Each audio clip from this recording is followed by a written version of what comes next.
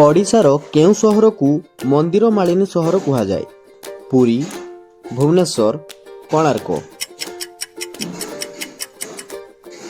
ଭୁବନେଶ୍ୱର ହେଉଛି answer.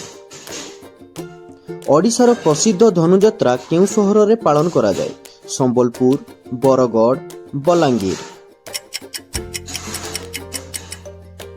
Answer ହେଉଛି ବରଗଡ଼। ଓଡ଼ିଶାର ସବୁଠାରୁ ଉଚ୍ଚତମ ପାହାଡ଼ ବା ପର୍ବତ ଶୃଙ୍ଗର ନାମ କ'ଣ? ମାଳଗିରି, ମହେନ୍ଦ୍ରଗିରି, ଦେଓମାଳି। ଆନ୍ସର ହେଉଛି ଦେଓମାଳି। କେଉଁ ଓଡ଼ିଆ କବିଙ୍କୁ ଆଦିକବି ବୋଲି ସମ୍ମାନ ଦିଆଯାଇଛି? ସାରଳା ଦାସ, ଉପେନ୍ଦ୍ର ଭଞ୍ଜ, ଫକୀର ମୋହନ ସେନାପତି। ଆନ୍ସର ହେଉଛି ସାରଳା ଦାସ। ଓଡ଼ିଶାର ପ୍ରସିଦ୍ଧ ହୀରାକୁଦ ବନ୍ଧ କେଉଁ ନଦୀ ଉପରେ ନିର୍ମିତ? ବ୍ରାହ୍ମଣୀ, ମହାନଦୀ, ବୈତରଣୀ। ଆନ୍ସର ହେଉଛି ମହାନଦୀ। ଓଡ଼ିଶାର କେଉଁ ସ୍ଥାନକୁ କାଶ୍ମୀର ବୋଲି କୁହାଯାଏ? କୋରାପୁଟ, ଦାରିଙ୍ଗବାଡ଼ି, କେନ୍ଦୁଝର।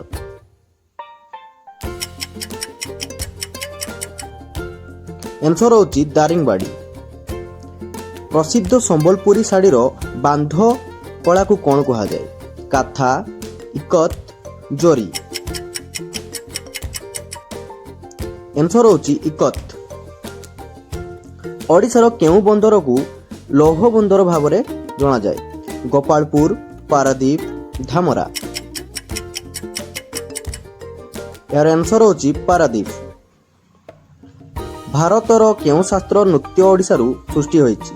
କଥକ, ଓଡ଼ିଶୀ, ଭାରତନାଟ୍ୟମ। ଆନ୍ସର ହେଉଛି ଓଡ଼ିଶୀ। ଓଡ଼ିଶାର ରୌପ୍ୟ ସହର ସିଲଭର ସିଟି କାହାକୁ କୁହାଯାଏ? ବ୍ରହ୍ମପୁର, ସମ୍ବଲପୁର, କଟକ।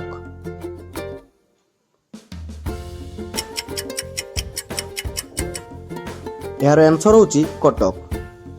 ଏହିପରି ଭାବରେ ନୂଆ ନୂଆ ଜିକେ କ୍ୱେଶ୍ଚନ ପାଇବା ପାଇଁ ଆମ ଚ୍ୟାନେଲ ଏସ୍ଏସ୍ ଷ୍ଟଡି ପାୱାରକୁ ଆପଣମାନେ ସବସ୍କ୍ରାଇବ କରନ୍ତୁ ଏବଂ ପାଖରେ ଥିବା ବେଲ୍ ଆଇକନଟିକୁ ଦବାଇ ଦିଅନ୍ତୁ।